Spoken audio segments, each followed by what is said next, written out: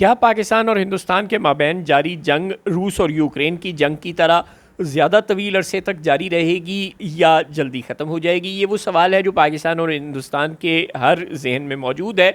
और अब हिंदुस्तान और पाकिस्तान की हुकूमतें भी इस सवाल को लेकर खासी फ़िक्रमंद हो गई हैं। अगर वाकई वो तमाम के तमाम ड्रोन्स जो इंडिया ने पाकिस्तान में अटैक के लिए भेजे वो सब के सब हेरोन ड्रोन ही थे, तो वो बहुत महंगा ड्रोन है।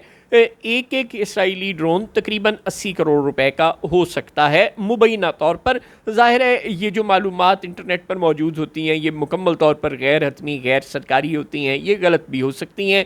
हो सकता है कि इसराइल इंडिया को by one get one free का पैकेज दे रहा हो, लेकिन बहरहाल ये एक अच्छा खासा महंगा ड्रोन है।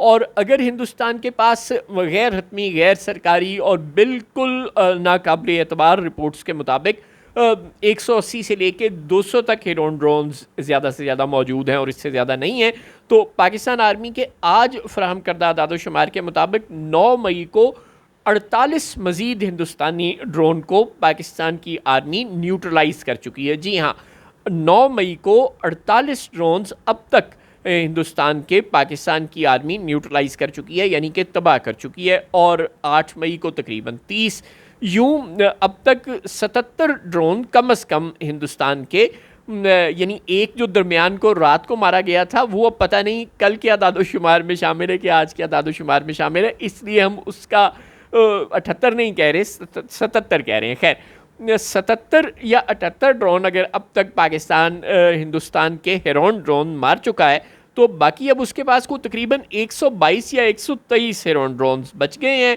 हो सकता है वो इसराइल से मज़ीद ख़रीद दे, लेकिन उसका माशी नुकसान बहुत बड़ा है। और मत भूलें कि 3 राफेल तैयारों की तबाही तो अब इंटरनेशनल मीडिया भी मान रहा है।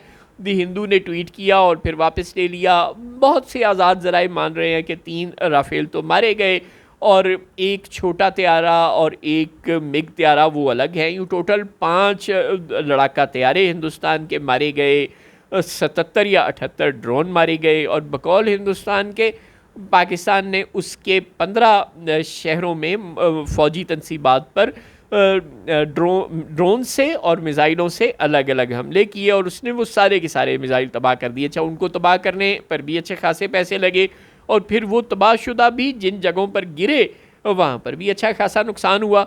यूँ अब तक हिंदुस्तान का करोड़ों का नहीं अरबों या खरबों का नुकसान हो चुका है। हम अगर बहुत मोहतात भी रहें कि ये नुकसान खरबों का नहीं है, तो भी ये अरबों का नुकसान तो है। वैसे राफेल बहुत महंगा है, तो आप इसे खरबों का ही नुकसान समझें। और फिर बल्कि खरबों से भी ये नुकसान शायद आगे चला जाए, चूँकि IPL से हिंदुस्तान बहुत पैसे कमाता है और IPL उसको कैंसिल करना पड़ गया। इसी तरह 45 एयरपोर्ट्स इस वक्त हिंदुस्तान भर में बंद हैं।